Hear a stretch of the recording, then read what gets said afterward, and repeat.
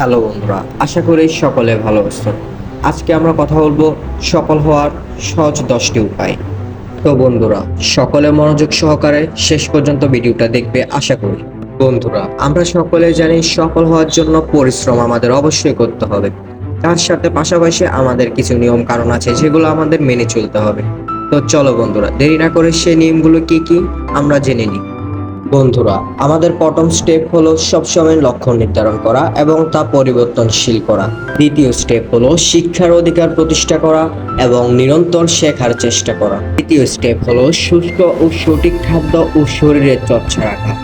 চতুর্থ স্টেপ হলো সামাজিক দক্ষতা অর্জন করা এবং ব্যক্তিগত সম্পর্ক উন্নত করা।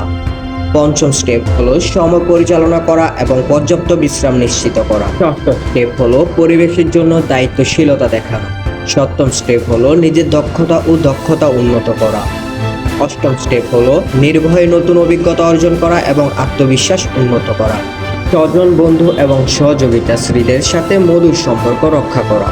দশম স্টেপ হলো সমাজের জন্য কাজে নিজেকে অবদান দেওয়া। বন্ধুরা, উপরে বলা যে 10টি স্টেপ আমরা যদি মনোযোগ সহকারে সবসময় আমাদের ডেইলি রুটিন হিসেবে কাজে লাগাতে পারি, সেক্ষেত্রে আমাদের জন্য অনেক উপকার আসবে। বন্ধুরা, একজন মানুষের জীবনে চাইলে হুট করে সফলতা পাওয়া সম্ভব নয়।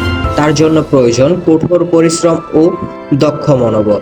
সে দক্ষ মনোবল গড়ার জন্য আমাদের সবসময় কিছু স্টেপ অলওয়েজ ফলো করতে হবে।